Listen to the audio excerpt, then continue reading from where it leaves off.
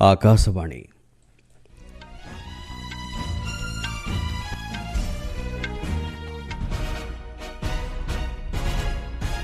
संवाद पढ़ुछंती चंदन घोष।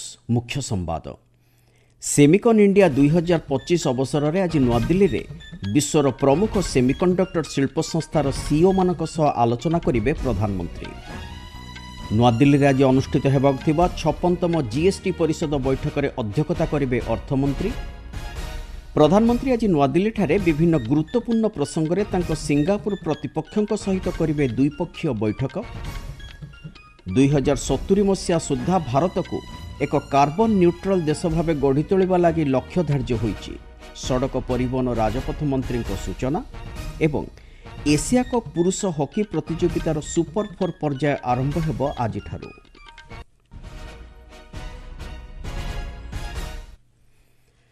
प्रधानमंत्री नरेंद्र मोदी आज नूआदिल्ली ठारे सेमिकन इंडिया 2025 अवसर में अनुष्ठित होबाक थिबा मुख्य कार्यनिर्वाही अधिकारी सीईओ मानक राउंड टेबल बैठक में जोगदेबे। भारतर सेमिकंडक्टर इकोसिस्टम यार अभिवृद्धि और विकास उपरे प्रधानमंत्री ए बैठक में विश्वर बहु प्रतिष्ठित शिल्पगोष्ठीर सीईओ मानक सहित आलोचना करेंगे। वैश्विक सेमिकंडक्टर श्रृंखल जोगाण व्यवस्था रे भारत को एक विश्वस्त भागीदारी भाव गढ़ी तोलिबा उद्देश्य रे आयोजित यह 3 दिनिया सेमिकन इंडिया 2025 सम्मेलन को श्री मोदी गतकाली नूआदिल्लीर जशोभूमि ठारे उद्घाटन करिसेंति। एही सम्मेलन को उद्घाटन करी प्रधानमंत्री विश्व सेमिकंडक्टर बाजार रे एक गुरुत्वपूर्ण भूमिका ग्रहण करने दिगरे भारतर सामर्थ्य उपरे गुरुत्व आरोप करिसेंति। आगामी दिन में भारतर सेमिकंडक्टर व्यवसाय $1 ट्रिलियन अतिक्रम करिवार आशा करा जाउछि। पुंजी निवेशकों लगी उत्तम भित्तिभूमि जोगाण सहित संपूर्ण प्रक्रिया को त्वरान्वित करने एवं कागजपत्र कार्य को ह्रास करने उपरे सरकार प्रचेष्टा जारी रही बोली श्री मोदी कहिसेंति। भारत को आत्मनिर्भर बनाइबा सहित सेमिकंडक्टर इकोसिस्टम उपरे आलोकपात करी प्रधानमंत्री कहिसेंति। भारत में सेमीकंडक्टर्स की सक्सेस स्टोरी किसी एक वर्टिकल तक, किसी एक टेक्नोलॉजी तक सीमित नहीं है। हम एक पूरा इकोसिस्टम बना रहे हैं, ऐसा इकोसिस्टम जिसमें डिजाइनिंग, मैन्युफैक्चरिंग, पैकेजिंग और हाईटेक डिवाइस यहीं भारत में उपलब्ध हो। हमारा सेमीकंडक्टर मिशन सिर्फ एक फैब या एक चिप निर्माण तक सीमित नहीं है। हम एक ऐसा सेमीकंडक्टर इकोसिस्टम बना रहे हैं जो भारत को आत्मनिर्भर और ग्लोबली कॉम्पिटिटिव बनाए।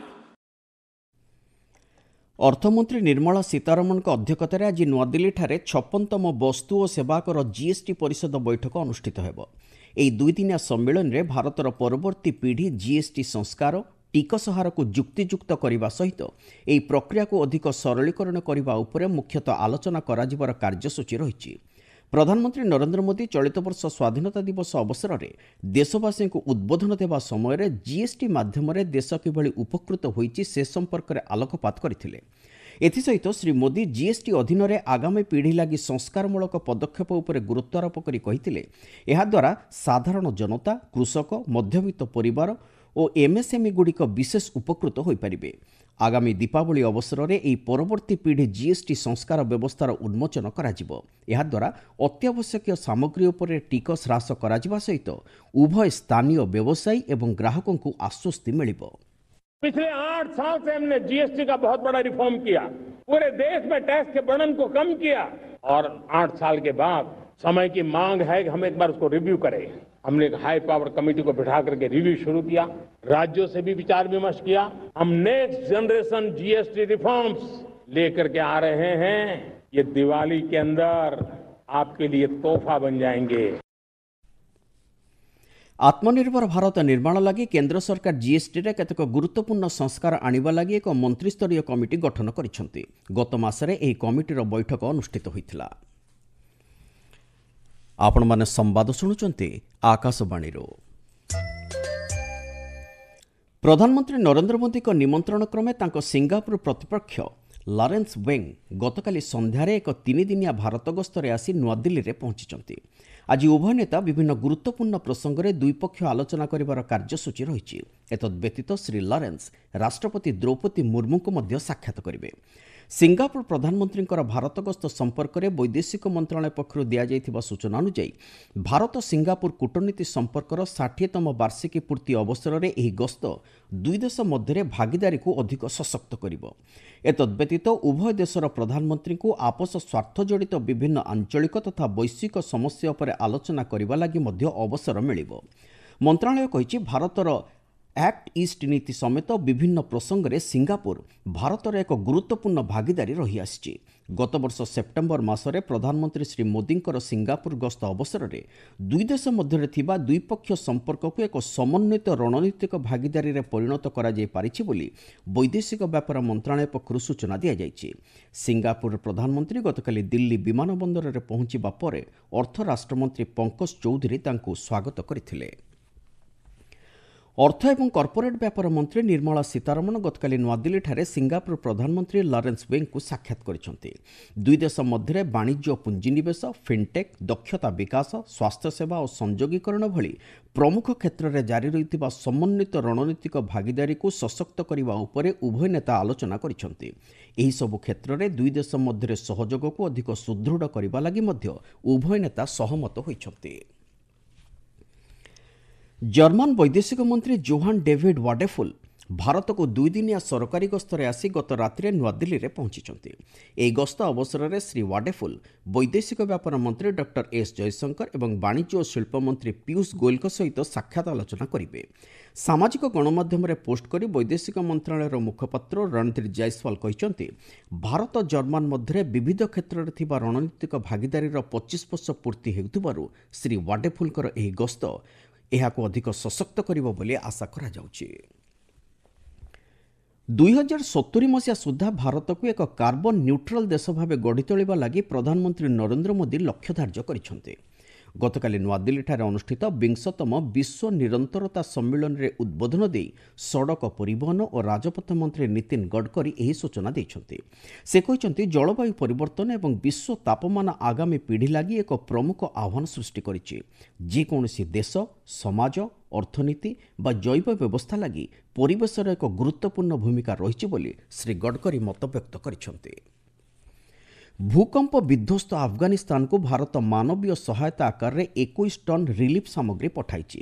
ଏ ସମ୍ପର୍କରେ ସୂଚନା ଦେଇ ବୈଦେଶିକ ବ୍ୟାପାର ମନ୍ତ୍ରୀ ଡକ୍ଟର ଏସ୍ ଜୟଶଙ୍କର କହିଛନ୍ତି, ଗତକାଲି ବିମାନ ଯୋଗେ ପଠାଯାଇଥିବା ଏହି ସାମଗ୍ରୀ ମଧ୍ୟରେ କମ୍ବଳ, ତମ୍ବୁ, ପାଣି ସଂରକ୍ଷଣ କରି ରଖିବାକୁ ଟ୍ୟାଙ୍କ, ଜେନେରେଟର, ରୋଷେଇ ସାମଗ୍ରୀ, ପାନୀୟ ଜଳ ବିଶୋଧକ, ଅତ୍ୟାବଶ୍ୟକ ଔଷଧ, ହ୍ୱିଲଚେୟାର, ସାନିଟାଇଜର, ଓଆର୍ଏସ୍ ପାଉଚ୍ ଏବଂ ମେଡିକାଲ ସରଞ୍ଜାମ ଆଦି ରହିଛି। ଆଫଗାନିସ୍ତାନ ସ୍ଥିତି ଉପରେ ତୀକ୍ଷ୍ଣ ଦୃଷ୍ଟି ରଖିବା ସହିତ ଆଗାମୀ ଦିନରେ ଅଧିକ ମାନବୀୟ ସହାୟତା ଯୋଗାଇ ଦିଆଯିବ ବୋଲି ଡକ୍ଟର ଜୟଶଙ୍କର କହିଛନ୍ତି। ବିହାରର ରାଜଗିରିଠାରେ ଚାଲିଥିବା ଏସିଆ କପ୍ ପୁରୁଷ ହକି ପ୍ରତିଯୋଗିତାର ସୁପର 4 ପର୍ଯ୍ୟାୟ ଆଜିଠାରୁ ଆରମ୍ଭ ହେଉଛି। ଏହି ପର୍ଯ୍ୟାୟକୁ ଭାରତ, ଚୀନ, ମାଲେସିଆ ଓ ଦକ୍ଷିଣ କୋରିଆ ଉନ୍ନୀତ ହୋଇଛନ୍ତି। ଏଥିରେ 4ଟି ଯାକ ଦଳ ପରସ୍ପର ସହିତ ଗୋଟିଏ ଲେଖାଏଁ ମ୍ୟାଚ୍ ଖେଳିବେ। ସୁପର 4 ପର୍ଯ୍ୟାୟରେ ସର୍ବାଧିକ ପଏଣ୍ଟ ପାଇଥିବା 2ଟି ଦଳ ଫାଇନାଲ୍ ଖେଳିବା ପାଇଁ ଯୋଗ୍ୟ ବିବେଚିତ ହେବେ। ବାକି 2ଟି ଦଳ ତୃତୀୟ ଓ ଚତୁର୍ଥ ସ୍ଥାନ ପାଇଁ ପରସ୍ପରକୁ ଭେଟିବେ। ବାଂଲାଦେଶ, ଚାଇନିଜ୍ ଚାଇପେଇ, କାଜାଖସ୍ତାନ ଓ ଜାପାନ 5ମରୁ 8ମ ସ୍ଥାନ ମଧ୍ୟରେ ରହିବା ଲାଗି କ୍ଲାସିଫିକେସନ୍ ମ୍ୟାଚ୍ ଖେଳିବେ।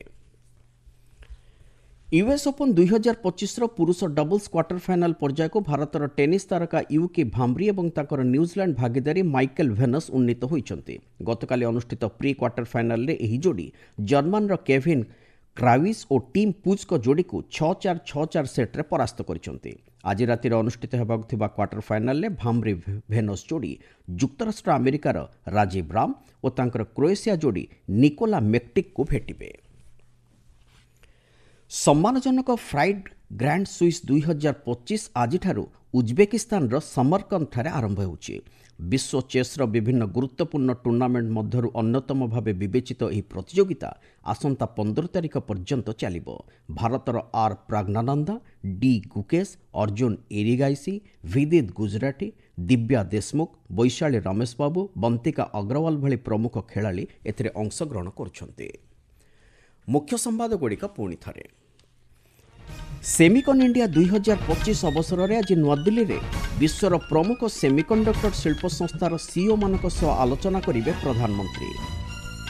ନୂଆଦିଲ୍ଲୀରେ ଆଜି ଅନୁଷ୍ଠିତ ହେବାକୁ ଥିବା 56ତମ ଜିଏସ୍ଟି ପରିଷଦ ବୈଠକରେ ଅଧ୍ୟକ୍ଷତା କରିବେ ଅର୍ଥମନ୍ତ୍ରୀ। प्रधानमंत्री आज नुआदिल्ली रे विभिन्न गुरुत्वपूर्ण प्रसंग में सिंगापुर प्रतिपक्षों सहित करेंगे द्विपक्षीय बैठक एवं एशिया कप पुरुष हॉकी प्रतियोगितार सुपर 4 पर्याय आरंभ होब आज। संवाद शेष होला।